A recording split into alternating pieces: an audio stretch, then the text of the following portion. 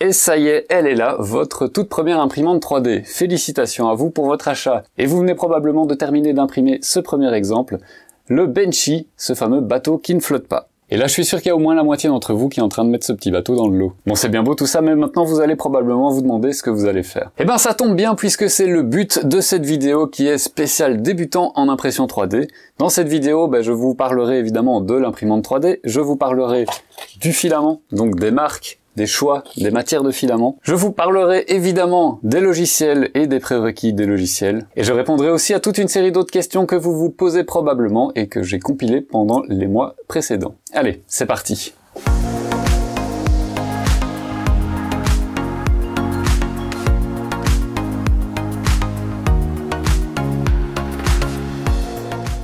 Alors bien sûr, commençons par le commencement, puisque si vous êtes tombé sur cette vidéo et que vous êtes toujours en phase de recherche d'une imprimante 3D, je vous mets le lien vers ma vidéo guide d'achat débutant de l'année, puisque j'en fais une par an. Dans cette vidéo, je vous donnerai différents modèles d'imprimante 3D que j'ai choisis en fonction de différents critères de fonctionnalité et de budget. Si par contre vous êtes déjà équipé, on peut continuer la vidéo. Ensuite, il y a un autre prérequis qui sera indispensable pour débuter, c'est le fait d'avoir un ordinateur. Donc oubliez l'idée de tout faire sur votre smartphone ou sur une tablette, ici il vous faudra absolument un ordinateur, et cet ordinateur devra être équipé de Windows, Linux ou macOS. Malheureusement, oubliez les Chromebooks, ils ne sont pas compatibles. Et cet ordinateur, il ne devra pas forcément être ultra rapide ni ultra puissant, en tout cas tant qu'il fonctionne correctement et qu'il crache pas toutes ses tripes à la moindre opération. Bon, maintenant que ceci est dit, commençons par parler de la base, c'est-à-dire le plateau. Alors le plateau, comme vous l'avez vu, il se détache. La plupart des plateaux d'imprimante 3D sont donc aimantés maintenant, à moins que vous ayez acheté une ancienne imprimante 3D. Maintenant, c'est plutôt comme ceci. Cette texture dorée, c'est pas pour rien, c'est ce qu'on appelle du PEI, c'est un thermoplastique qui est projeté directement sur des plaques qui sont donc en acier. C'est flexible, c'est de l'acier ressort, donc il n'y a vraiment aucun problème là-dessus, n'hésitez pas à les tordre pour décoller vos impressions, puisque c'est la méthode recommandée. Donc lorsque vous avez terminé votre impression, pour la décoller facilement, vous tordez la plaque et ça va faire le bruit de décollement qui est assez caractéristique donc des imprimantes 3D, qui va vous permettre de ressortir la pièce. Alors sur ces types de plaques, vous n'êtes pas obligé d'attendre que le plateau soit froid pour pouvoir détacher votre impression, ça peut se faire facilement sans problème. Autre chose, avec ce type de plaque, pas besoin de recouvrir la plaque avec de la colle, du sucre ou n'importe quoi d'autre.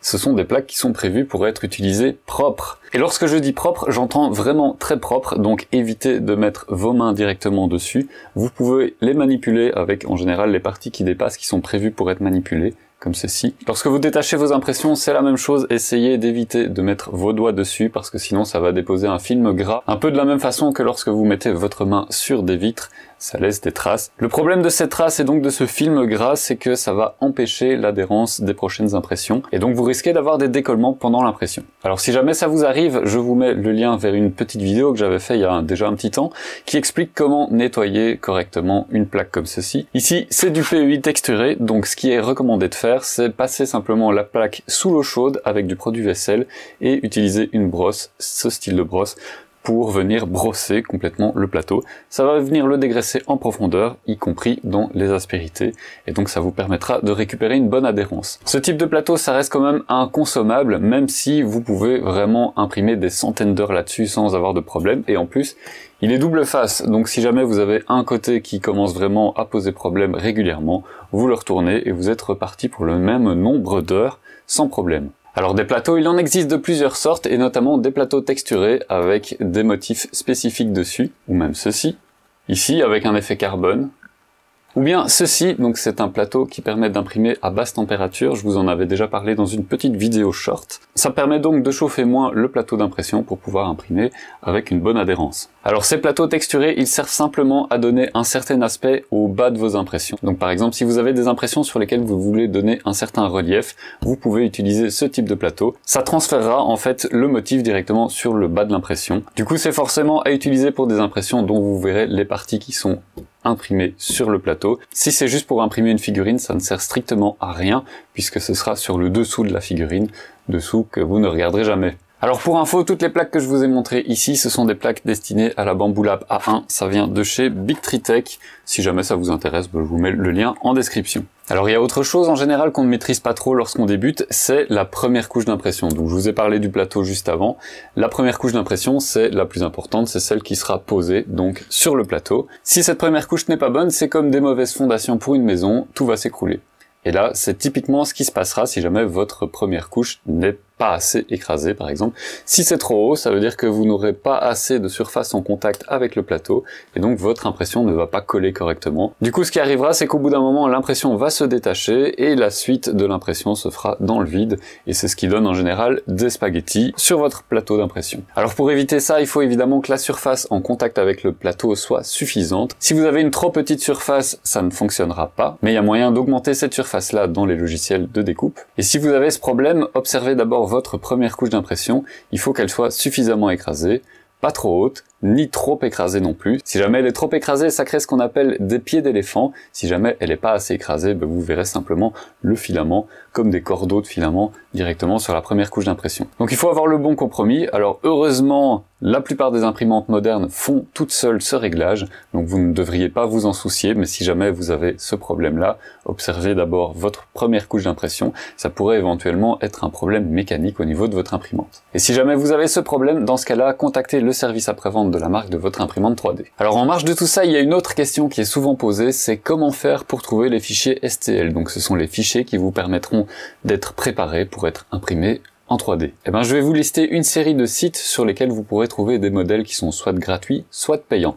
Commençons par les gratuits. Le premier site à absolument mettre dans vos favoris s'appelle Thingiverse. Donc c'est accessible sur thingiverse.com. Ce site est un des plus anciens existants et ça vous permettra donc de trouver une série de modèles. Vous avez ici la fonction recherche et sinon vous avez en dessous tous les modèles qui ont été créés récemment et uploadés récemment sur la plateforme.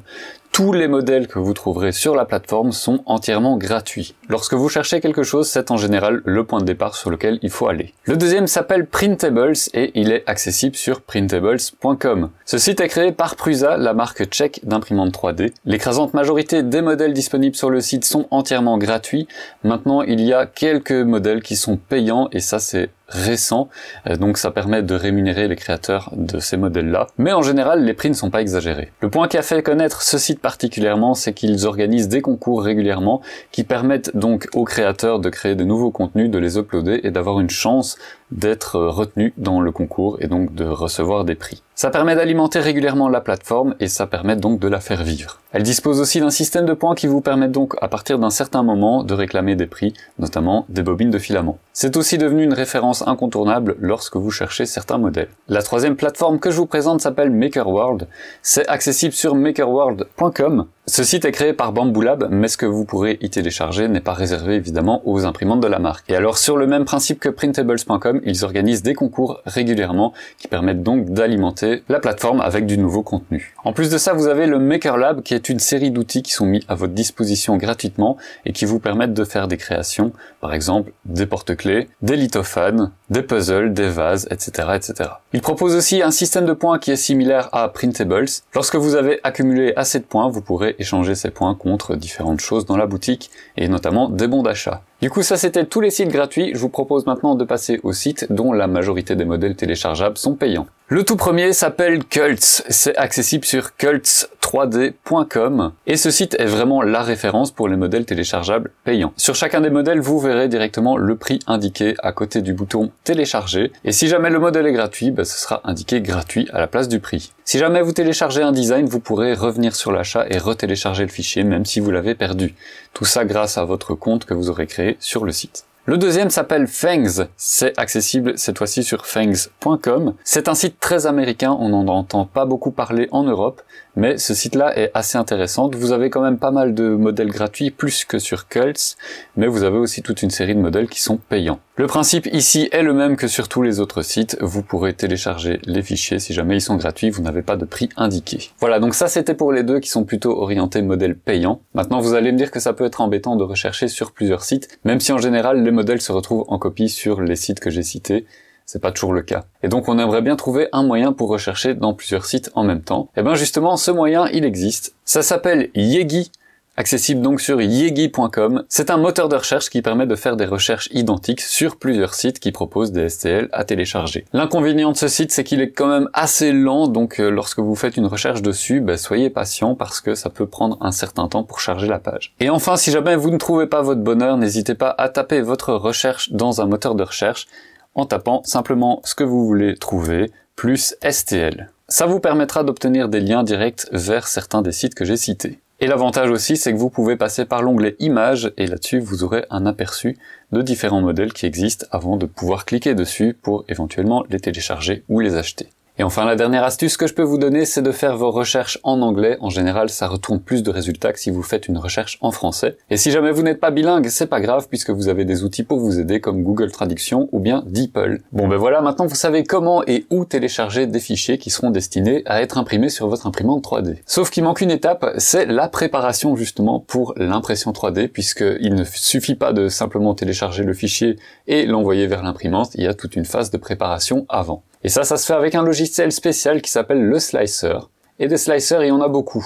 Vous pouvez compter qu'à peu près toutes les marques ont leur propre slicer qui est basé sur un slicer open source plus connu. Donc pour ne citer qu'elle, Creality, Chidi, Prusa, Bambu Lab ont leur propre slicer. À côté de ça, vous avez des slicers qui sont plus indépendants, comme par exemple Cura ou Orca Slicer qu'on a vu ensemble sur la chaîne. Heureusement, finalement, tous ces slicers se ressemblent plus ou moins, et donc je vais vous montrer les généralités qui se trouvent dans tous les slicers. Ici, je vais évidemment vous le montrer avec un slicer connu, donc Bamboo Studio, mais sachez que ce sera similaire sur la plupart des slicers. Simplement, les boutons seront à d'autres endroits ou certaines options seront nommées différemment. Donc la première chose à faire, c'est toujours de choisir son imprimante et de la configurer dans le slicer. Donc si vous ne trouvez pas le modèle de votre imprimante ici, commencez par l'ajouter. C'est très important d'avoir le bon modèle d'imprimante ici parce que une imprimante ne se comportera pas comme une autre et le fait d'avoir le bon modèle permettra d'avoir la bonne configuration pour votre slicer. Ensuite, vous devez choisir le type de filament que vous utilisez.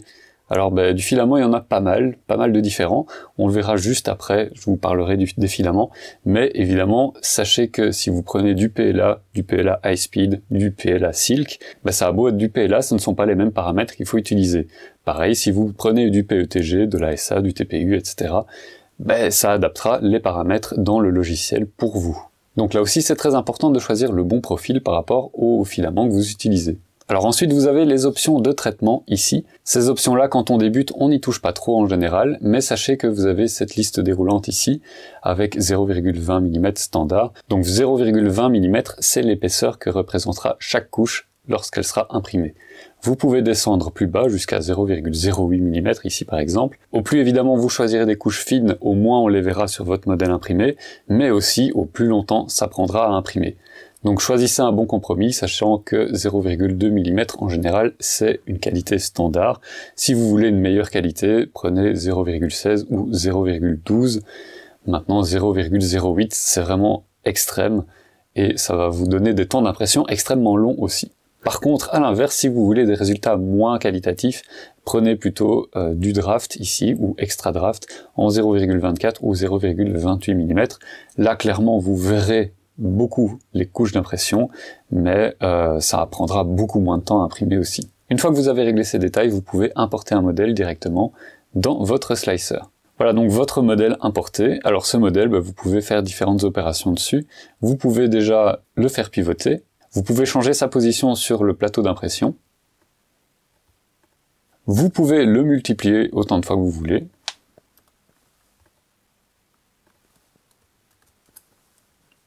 Vous pouvez demander au logiciel de réorganiser les modèles automatiquement sur le plateau d'impression.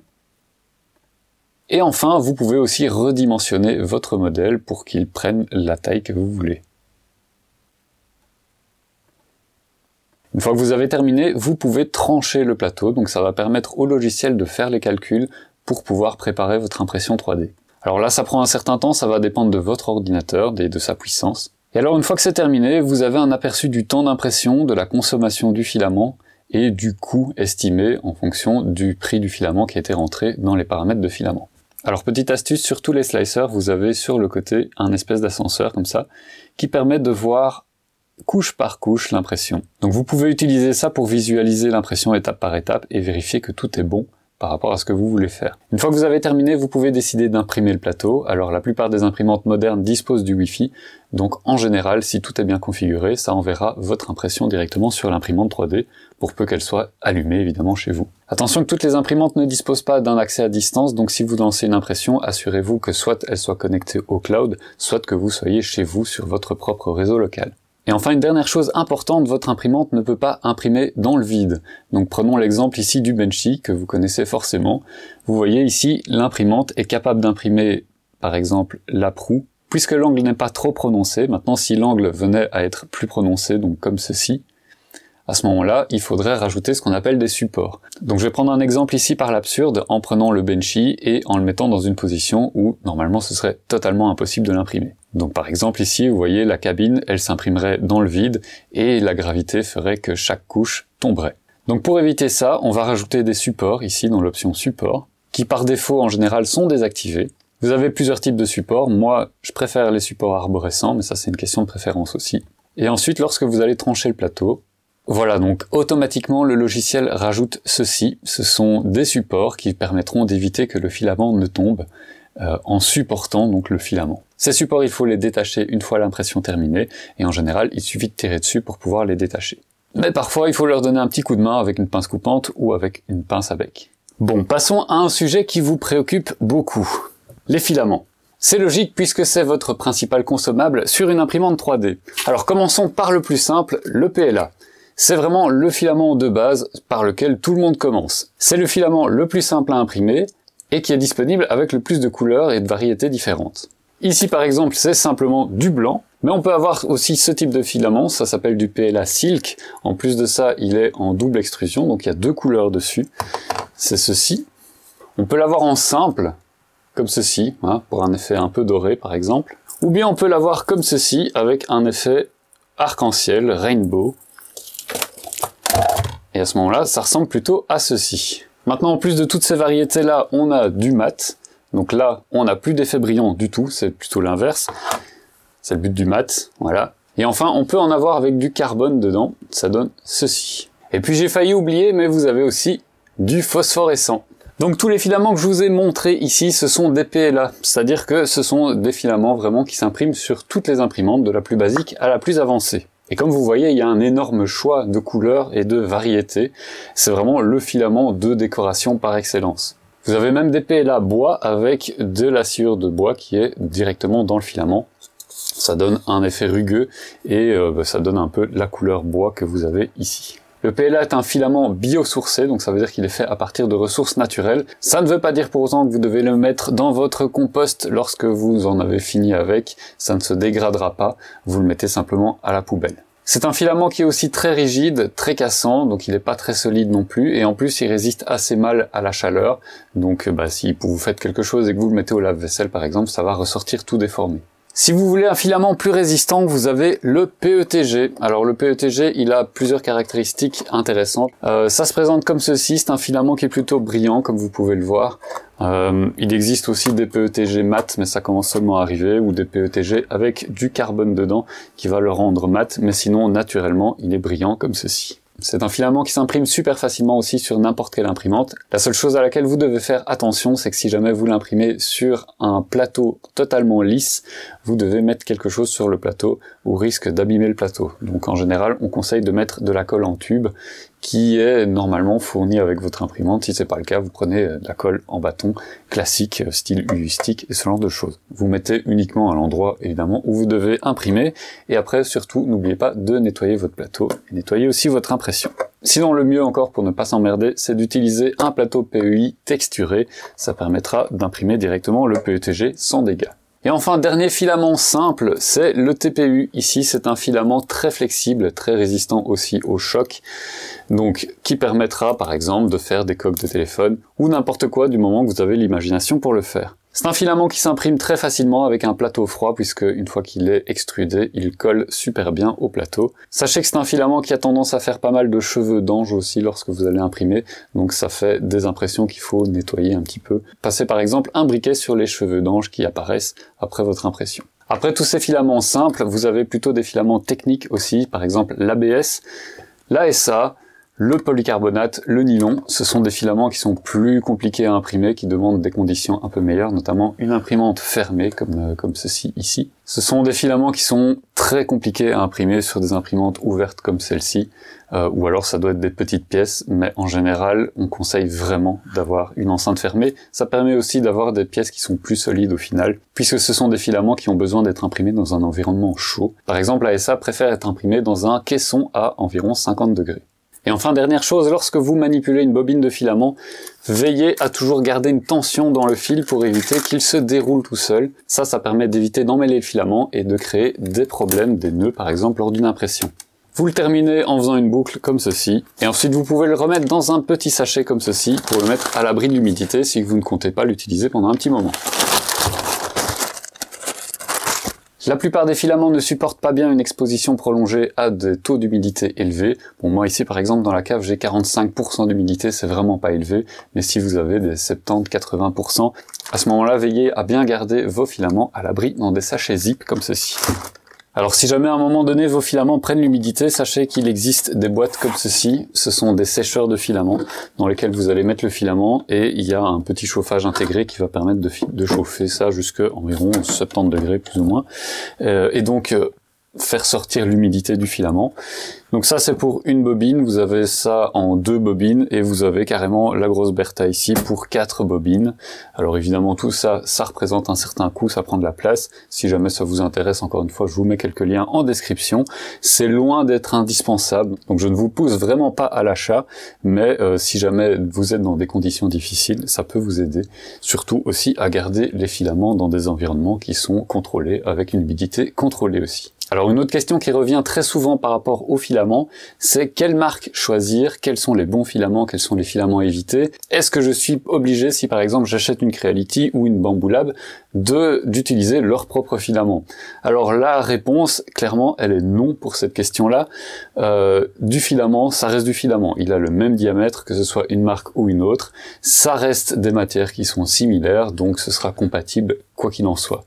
C'est pas comme les imprimantes papier où on vous force à utiliser un format propriétaire de cartouche ou une encre spécifique d'une marque ou l'autre. Ici, clairement, vous êtes libre de vos choix. Donc moi, j'ai 5 marques que j'utilise en règle générale. La première, c'est Eason. C'est une des marques que je préfère le plus, simplement parce qu'ils ont une gamme de filaments très étendue.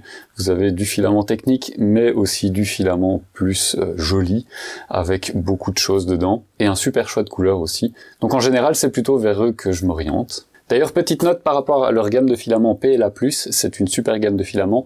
Le seul souci, c'est qu'elle a tendance à devenir un peu cassante à certains moments, et donc ça peut casser notamment dans les tubes PTFE qui alimentent l'imprimante 3D. Donc ici, le conseil que je peux vous donner, c'est que vous avez une gamme PLA+, et vous avez une gamme PLA+ HS, donc pour haute vitesse. Sachez que la gamme PLA+ HS a une formulation différente qui fait qu'il n'est pas cassant. Donc même si vous laissez le filament à l'air libre, il ne devient pas aussi cassant que le PLA+. Les prix sont similaires, donc franchement, prenez du PLA+ HS. Maintenant, vous avez aussi Sunlu qui est un autre fabricant de filaments de bonne qualité. La seule différence, c'est qu'ils ont moins de choix de couleurs, mais ils ont moins aussi de matière. Mais l'avantage, c'est qu'en général, ils sont plus économiques. Donc si vous avez besoin d'acheter des plus grandes quantités de filaments, à ce moment-là, ce sera peut-être plus économique de vous orienter vers du Sunlu. Maintenant, en choix de filaments techniques, vous avez Extruder, qui est une marque autrichienne, qui là propose des filaments qui sont typiquement plutôt des filaments techniques. Ils ont beaucoup moins de PLA, mais ils ont du polycarbonate, ils ont de l'ASA, ils ont du nylon et ils ont leur propre gamme de filaments qui s'appelle GreenTech avec des filaments spécifiques, des matières spécifiques aussi qui ont certaines propriétés plus avantageuses que par exemple du PLA simple. Ensuite, vous avez Polymaker qui est aussi un super gros fabricant qui fabrique du filament de super qualité aussi. Là, ils ont une gamme hyper étendue, notamment en choix de couleurs. Maintenant, le problème, c'est que tout ça a un coût. Donc, si vous cherchez une couleur bien spécifique, il y a de fortes chances que vous la trouviez chez Polymaker. Par contre, ce sera plus cher aussi. Et enfin, si vous cherchez du filament pas cher, vous avez Gitech, qui est du filament qu'on retrouve en général sur AliExpress pour 10-15 € la bobine. Ça reste du filament tout à fait correct, avec une qualité correcte, mais plus économique, moins de choix de couleurs aussi, et parfois des petits soucis sur la constance du filament, donc parfois le filament est un peu trop épais. Donc maintenant j'essaye plutôt d'éviter, mais si j'ai vraiment besoin d'une grande quantité de filament pas cher, je vais m'orienter vers du Gitech. Si jamais ça vous intéresse, regardez en description parce que j'ai mis des codes de réduction spécifiques chez Eason et chez Sunlu. Ça vous permettra d'avoir quelques réductions supplémentaires sur leur boutique officielle par rapport au prix qui est affiché. Et alors mon conseil achat, si jamais vous avez besoin d'une toute petite quantité de filaments, donc par exemple juste une bobine, orientez-vous plutôt vers Amazon parce que le fait d'avoir la livraison gratuite fera que votre bobine ne sera pas trop chère. Vous pouvez aussi regarder s'il y a des réductions, parfois ça permet d'avoir du filament moins cher que directement chez le fabricant. Et alors si ce sont des couleurs de base, comme par exemple du blanc ou du noir, n'hésitez pas à prendre le moins cher possible. Sinon, si vous avez besoin de 3, 4, 5, 6 kilos, n'hésitez pas à ce moment-là à passer directement sur le site du fabricant, vous aurez de bien meilleurs prix, et en plus en général, la livraison est gratuite. Sachez que le filament n'a pas de date de péremption, du moment que vous le stockez correctement, de préférence pas en plein soleil, vous pourrez l'utiliser ad vitam. Maintenant, si vous constatez que le filament devient ultra cassant, et s'il devient vraiment inutilisable, à ce moment-là, il n'y aura pas de miracle, ça finira à la poubelle. Alors j'ai failli oublier une dernière chose, mais je vous ai présenté du filament carbone et du filament phosphorescent. Sachez que ces deux filaments nécessitent une buse renforcée, une buse en acier trempé, pour pouvoir être imprimés sans dégâts. Déjà, ce sont des filaments qu'on va éviter de mettre dans un chargeur de filaments comme ceci, ou bien la MS Lite de chez Bambu Lab, simplement parce que ça va abîmer les pièces à l'intérieur, et vous aurez de l'usure prématurée sur ces éléments de l'imprimante. Donc là, vous les passez en direct sur l'imprimante, et vous devez absolument changer soit la buse, soit la hot end selon la marque d'imprimante que vous avez. Donc dans ce cas-là, renseignez-vous, regardez déjà si votre imprimante n'est pas déjà équipée d'une buse renforcée. Si c'est le cas, par exemple, si c'est une imprimante que j'ai testée sur la chaîne, je le mentionne. Sinon, vous recherchez des informations sur la buse, vous vérifiez que c'est de l'acier trempé, ou bien une buse bimétal, ça arrive aussi, c'est-à-dire que le cœur est en acier trempé et l'extérieur est en laiton. Ouf, voilà, je pense que j'ai réussi à tout condenser pour les filaments. Maintenant, si vous avez d'autres questions, n'hésitez pas à mettre un petit commentaire sur la vidéo, ou bien vous pouvez directement aller sur le Discord de la chaîne, vous verrez, c'est bonne ambiance. Le lien est aussi dans la description de la vidéo. Donc n'hésitez pas à venir faire un petit coucou. Alors si à un moment donné, vous voulez modéliser en 3D, pour créer vos propres choses, à ce moment-là, vous pouvez vous orienter sur deux choix, qui sont les choix en général utilisés par la plupart des gens. La première, c'est si vous voulez faire de l'organique, c'est-à-dire des figurines, par exemple ceci, donc des choses qui ne sont pas paramétrées, c'est vraiment de l'artistique. À ce moment-là, vous avez le logiciel open source Blender, c'est totalement gratuit, et vous avez pas mal de ressources qui vous permettront d'utiliser ce logiciel. Ensuite, une fois que vous avez terminé, vous faites un export en STL de vos fichiers, et vous pourrez les imprimer. Maintenant, si vous voulez faire plutôt du paramétrique, ça peut être très simple, donc des choses qui seront à ce moment-là avec des dimensions données, avec des choses qui seront paramétrées dedans. Là, dans ce cas-là, vous pouvez vous orienter sur un logiciel qui s'appelle Fusion 360, c'est édité par Autodesk.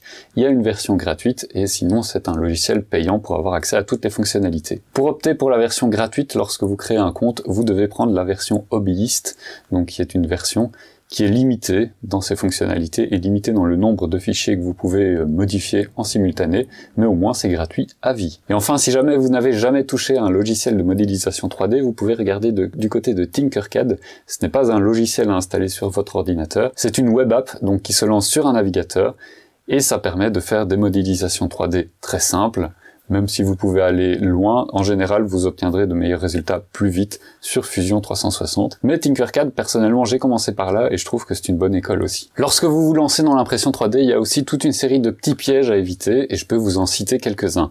Le premier piège, c'est de tomber sur des revendeurs qui se font passer pour des sites officiels. Donc il y a notamment des revendeurs qui utilisent la même charte graphique pour leur propre site web en utilisant le nom de la marque dans le nom de domaine, mais en réalité ce ne sont que des revendeurs, ce ne sont pas la marque directement. Donc la grosse différence, c'est que au niveau du prix, ce sera toujours plus avantageux chez le fabricant directement que chez un revendeur. Et puis en termes de service après-vente, en général c'est mieux de discuter directement avec la marque. Ensuite, sachez aussi que si vous avez acheté une machine économique, en général ce sera à vous de faire le service après-vente, donc vous discuterez avec la marque, mais si vous avez des pièces abîmées, des pièces à remplacer, la marque vous enverra les pièces et ce sera à vous à les changer, même si vous serez guidé en général avec des petites vidéos qui vous expliqueront comment faire pour remplacer telle ou telle pièce, ce sera à vous de le faire. Si vous débutez, un autre petit conseil que je peux vous donner, c'est éviter les machines d'occasion, parce que vous ne savez pas comment elles ont été traitées, si elles ont été modifiées, si la machine a été entretenue correctement, etc., etc. Donc moi, perso, j'éviterais pour débuter.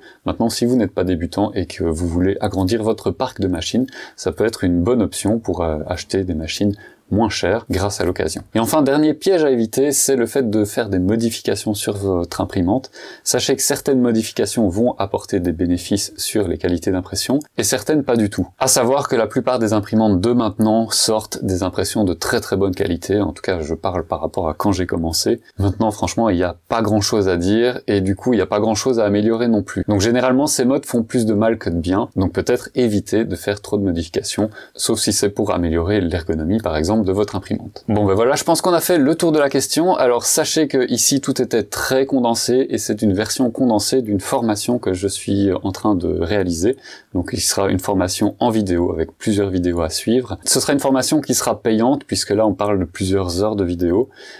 J'ai un prix en tête, ce sera environ 250 €, voire probablement moins avec un bon de réduction. Donc si ça vous intéresse, regardez en description de la vidéo, il y a un lien qui vous permettra de vous inscrire sur une liste d'attente et recevoir les informations lorsque ce sera prêt. Donc évidemment, dans cette formation, on ira plus loin dans les concepts, on ira plus loin dans la présentation de certaines choses, et ce sera pour vous rendre totalement autonome et moi, vous donner un maximum de clés en main pour pouvoir continuer l'impression 3D de manière sereine. Voilà, et comme d'habitude, si vous avez besoin d'aide, n'hésitez pas à aller sur le Discord de la chaîne, on vous aidera vraiment avec plaisir. Et puis sinon, vous avez la section commentaires, n'hésitez pas non plus à mettre un petit pouce bleu. Et alors, on est presque 20 000 abonnés sur la chaîne, je vous remercie infiniment pour ça. Et je vous donne un petit défi, ce serait chouette d'arriver à 20 000 ici, d'ici la fin de l'année, comme ça on démarre 2025 avec 20 000 abonnés, ce serait énorme. Donc n'hésitez pas, si vous n'êtes pas encore abonné à la chaîne, cliquez sur ce petit bouton pour vous abonner. Allez, j'espère que cette vidéo vous aura plu, moi je vous dis à très bientôt pour une prochaine vidéo, et d'ici là, portez-vous bien, ciao.